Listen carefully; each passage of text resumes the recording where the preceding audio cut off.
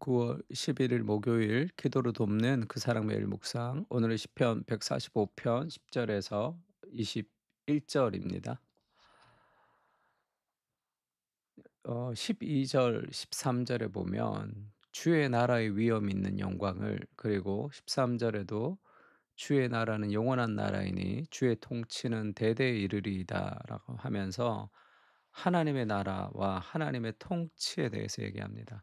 우리가 이제 하나님의 나라 이렇게 얘기할 때 그게 이제 모호하고 좀 보이지 않는 개념이라 좀 어려운데, 하나님의 나라는 하나님이 통치하시는 나라죠.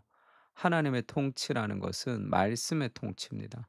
그러면 그 주권자인 하나님이 계시고 그 하나님의 말씀이라는 헌법이 있고, 쉽게 얘기하면 그 헌법을 따르는 백성들이 있으면 되는 거죠. 그러면 하나님의 나라가 이 땅에 왔다는 것을 보여주는 가시적인 상징이 교회라고 얘기하는 이유도, 하나님의 말씀에 순종하는 백성들이 있을 때 거기가 하나님의 통치가 임하는 거죠. 그러니까 하나님의 나라가 이 땅 가운데 임하려면 간단하죠. 하나님의 말씀의 통치를 모든 백성이 100% 순종하면 하나님의 나라가 되는 겁니다. 그래서 그 하나님의 통치가 얼마나 아름다운지, 그 하나님의 통치 아래 있을 때 인간이 얼마나 행복한지, 그 사랑을 계속 지금 기록하고 있습니다.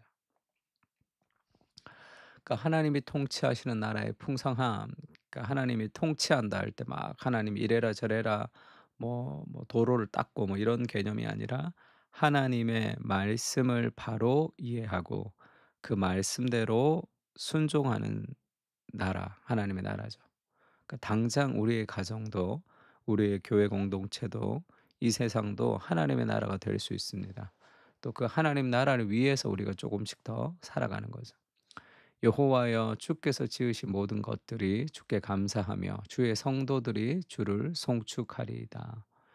왜 그렇게 찬양하죠? 찬양의 이유가 있습니다. 하나님이 먼저 행하신 일들이죠. 그들이 주의 나라의 영광을 말하며 주의 업적을 일러서 주의 업적과 주의 나라의 위엄 있는 영광을 인생들에게 알게 하리이다. 주의 나라는 영원한 나라이니 주의 통치는 대대에 이르리이다. 그 하나님의 통치가 이루어질 때 이제 어떤 일들이 나느냐 하면, 여호와께서는 모든 넘어지는 자들을 붙드시며 비굴한 자들을 일으키시는도다. 하나님의 나라는 스카이 캐슬이 아니죠. 실력 있는 사람들, 그리고 그 유명한 사람들, 하나님의 어울릴 법한 그 정도의 사람들이 그곳에 있고 나머지는 그곳에 들어가지 못하는 나라가 아니라, 모든 넘어지는 자들을 붙드시고 비굴한 자들을 일으키시는 나라죠. 모든 사람의 눈이 주를 앙망하오니 주는 때를 따라 그들에게 먹을 것을 주시며 손을 펴사 모든 생물의 소원을 만족하게 하시나이다. 하나님의 나라가 주는 그런 풍성함을 계속 얘기하고 있습니다. 시편 144편도 이런 말씀이 있었죠. 이러한 백성은 복이 있나니 여호와를 자기 하나님으로 삼는 백성은 복이 있도다. 여호와를 자기 하나님으로 삼는다는 것은 내가 하나님 믿는다 그 정도가 아니라, 하나님의 말씀에 순종하는 그 백성은 결국 가장 큰 행복을 누리게 되어 있습니다. 물고기가 물에서 자유롭고 물 밖에서 힘들듯이, 인생도 하나님의 통치 아래 있을 때 가장 행복하게 창조되었죠. 신명기도 마찬가지죠. 이스라엘이여 너는 행복한 사람이로다. 여호와의 구원을 너같이 얻은 백성이 누구냐? 그런 너를 돕는 방패시요 내 영광의 가리시로다. 내 대적이 내게 복종하리니 네가 그들의 높은 곳을 밟으리로다. 이스라엘아 너는 행복한 사람이다. 그 하나님의 백성, 하나님의 통치를 받을 때 가지는 삶의 진정한 행복이 있습니다. 신명기도 마찬가지죠. 여호와께서 일어나서 백성보다 먼저 길을 떠나라. 내가 그들에게 주리라고 그들의 조상들에게 맹세한 땅에 그들이 들어가서 그것을 차지하리라 하셨느니라. 가나안을 정복하라. 그 얘기하죠. 그리고 12절에 그렇게 얘기합니다. 이스라엘아, 내 하나님 여호와께서 내게 요구하시는 것이 무엇이냐? 곧 내 하나님 여호와를 경외하며 그의 모든 도를 행하고 그를 사랑하며 마음을 다하고 뜻을 다하여 내 하나님 여호와를 섬겨라. 왜 그렇죠? 내가 오늘 너의 행복을 위하여 내게 명하는 여호와의 명령과 규례를 지킬 것이 아니냐. 여호와의 명령과 규례, 이것은 우리를 속박시키는 것이 아니라 진정한 행복으로 우리를 인도합니다. 하와에게 뱀이 유혹했을 때 하나님이 우리의 자유를 제한하는 사람인 것처럼 그렇게 등장하듯이, 오늘날에도 우리가 다양하게 그 하나님이 우리의 자유를 제한하는 것처럼 생각하지만, 하나님의 통치가 가장 우리의 행복을 위한 하나님의 명령과 규례다, 이렇게 성경이 얘기하고 있습니다.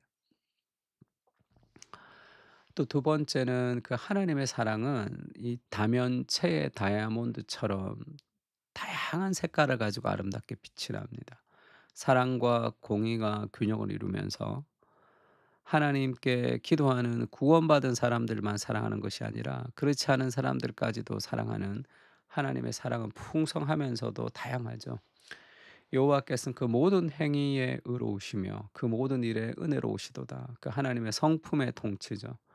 여호와께서는 자기에게 간구하는 모든 자, 곧 진실하게 간구하는 모든 자에게 가까이 하시는도다. 그는 자기를 경외하는 자들의 소원을 이루시며 또 그들의 부르짖음을 들으사 구원하시리로다. 여호와께서는 자기를 사랑하는 자들은 다 보호하시고 악인들은 다 멸하시리로다. 내 입이 여호와의 영예를 말하며 모든 육체가 그의 거룩하신 이름을 영원히 송축할지로다. 하나님은 고아와 과부의 하나님이시다, 이런 표현들이 있죠. 너와 내 자녀와 노비와 내 성중에 있는 레위인과 및 너희 중에 있는 객과 고아와 과부가 함께 내 하나님 여호와께서 자기 이름을 두시려고 택하신 곳에서 내 하나님 여호와 앞에서 즐거워할지어다. 자녀, 노비, 레위인, 너희 중에 있는 손님과 고아와 과부가 다 함께 즐거워하는 나라. 그게 하나님의 나라죠. 그러니까 하나님의 나라의 통치의 핵심은 이 복지입니다, 복지. 쉽게 얘기하면 가장 약한 사람, 가장 힘든 사람, 가장 어려운 사람들이 행복한 나라가 하나님 나라의 특징이죠. 부자들이 더 부자가 되고 가난한 사람이 더 가난하게 되는 이 빈익빈 부익부의 자본주의 정신은 이 기독교의 정신과는 맞지 않습니다. 하나님이 사람이 되셨잖아요. 그래서 그 하나님의 나라의 사랑은 정말 약자들이 행복한 나라가 되는 거죠.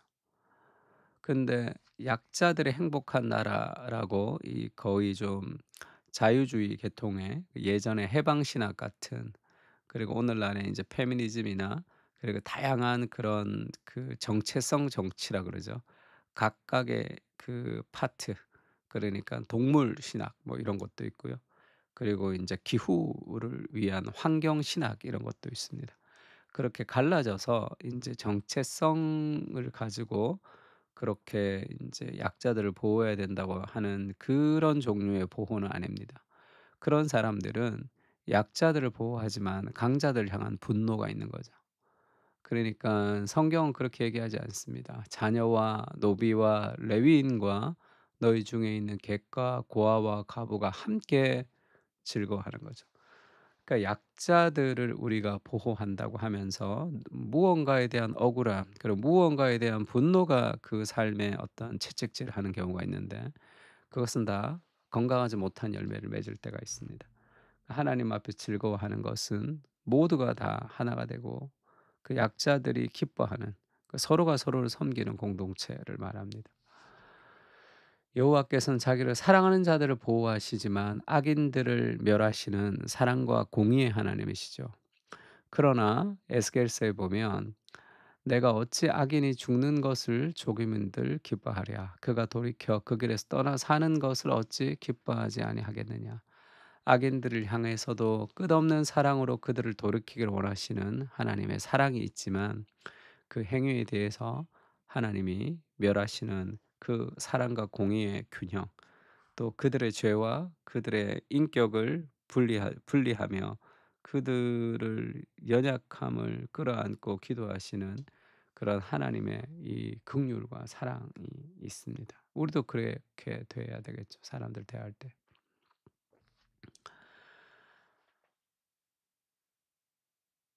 그리스도 중심적 적용에서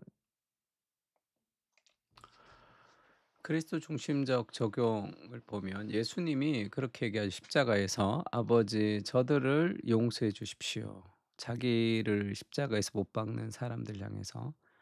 왜냐하면 자기들이 하는 것을 알지 못함이나이다. 그렇게 그들을 향한 긍휼을 가집니다. 그리고 그들의 죄를 변화시키기 위해서 십자가에서 죽으시죠. 십자가의 죽음과 희생을 통해서 죄를 덮어버리는, 죄를 압도하는 사랑으로 그들을 회복시키기를 원하시는 그리스도의 놀라운 사랑과 공의의 균형이 있죠.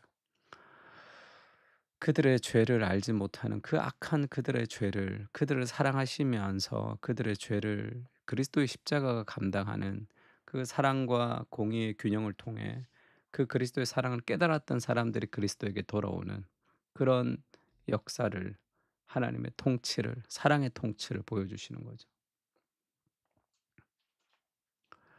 하나님의 통치는 사랑과 정의의 균형을 이룹니다. 늘 이리저리 치우치는 우리의 삶에 중심을 잡아주시고 뿌리를 내려 주시옵소서.